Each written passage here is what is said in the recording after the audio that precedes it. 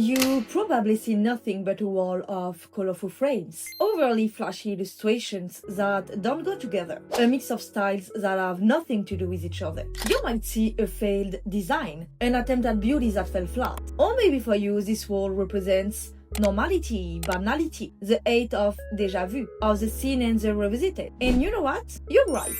No, I'm kidding. In reality, this wall of frames is much more than that. At least for me. Let me explain.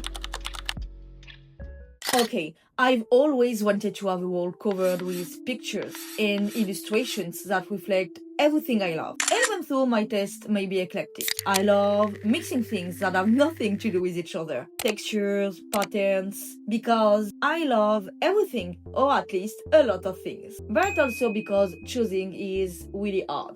You know, it can be so very difficult for people like me to make a choice. And I feel this almost visceral urge not to do so as soon as I'm asked. And it's clearly a recurring theme in my life. I have some PTSD, traumas from past bullying, for all sorts of reasons, but also because people thought I was weird, what led me to conform and completely suppress certain aspects of my personality. If I'm being honest, I have to admit, with this office of mine and this wall of frames, I've almost let fear stop me from embracing who I really am once again. As I was picking out the artwork for my picture wall, it hit me like, Jade, oh my god, you are a teen again. You almost let yourself get swept up by the outside world, other people's opinions, what they will think, what's expected. So fucking exhausting being in my head, because in this society we live in, it's really frowned upon to have multiple passions, or at least that's how the world has made me feel. I've always been told that it's a problem, that it shows a lack of focus, coherence, passions, ambition, and determination. And then there is that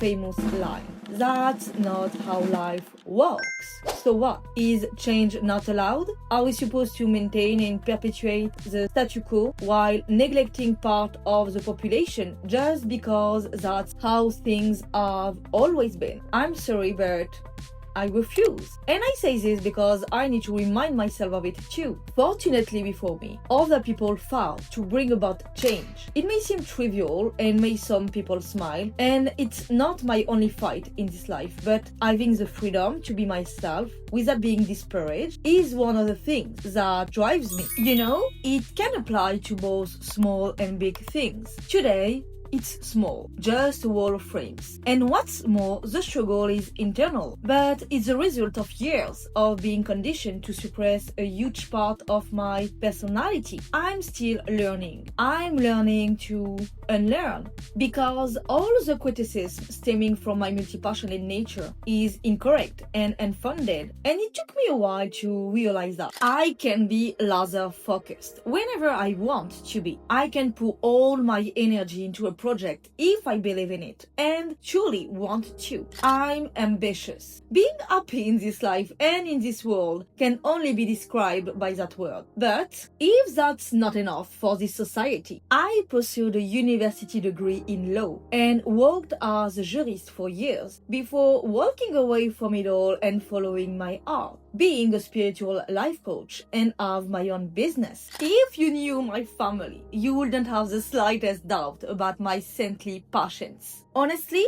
I could go on, but what I take away from this is that it's not my place to prove others wrong, because everyone will always have their own opinion, their own perspective on everything. But it's kind of my responsibility to reaffirm the truth deep within myself. Being multi-passionate is my alignment, it's my normality, and there is absolutely nothing wrong with this and with me. The qualities of success and normality that are touted for those who have a singular passion to pursue. It just so happens that I possess them, at least to some extent. So I will continue to transform each of the beliefs that have been created and perpetuated and that led me to believe the opposite, simply because I'm a multi-passionate soul. Each frame has a purpose and reflects who I truly am. I want to be bold, but I also want to be classic. I want to be myself.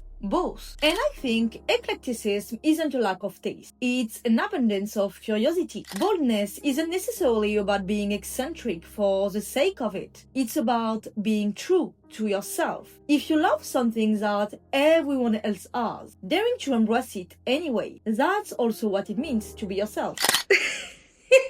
Qu'est-ce qu'on fait? On va créer un mur de cadre. Be natural. Be natural. Elena et moi, on va en faire accrocher tous les cadres. This wall and this entire office are a gentle reminder to take risks, to be myself, whether I'm seen as weird or on the contrary, as a little too normal, a little too ordinary. This office is a symbol of my personality, and it's a new opportunity for me to really dare. And you see, this time, despite the fear, I didn't let myself be swayed. I refocused and asked myself what I wanted. So there you have it. This wall isn't just decoration. It's my proof of conviction. Proves that I have the right to be everything and its opposite. We spend so much time trying to fit into boxes, smoothing out our edges so we don't stick out too much, that we end up becoming the IKEA furniture everyone owns. Practical, but soulless. Today, I choose to embrace my eclectic side, and I want to believe that my reality as someone with multiple passions isn't a manufacturing defect, but my superpower. And if it seems weird, or too ordinary, or too much of everything to some people, well, all the better. It means it's real. My question for you is, what's your own wall of frames? What's that thing you don't dare show because you are afraid people won't understand the connection between all your different sides? My advice? Hang it up, display it, be too much, because the world doesn't need a version of you that apologizes for existing. It needs your light, even and especially if it's a little weird, because if you don't dare to be weird in your own office, where are you going to be? Dare to be yourself, because it's the most beautiful DIY project you can undertake. Okay, bisous, bye.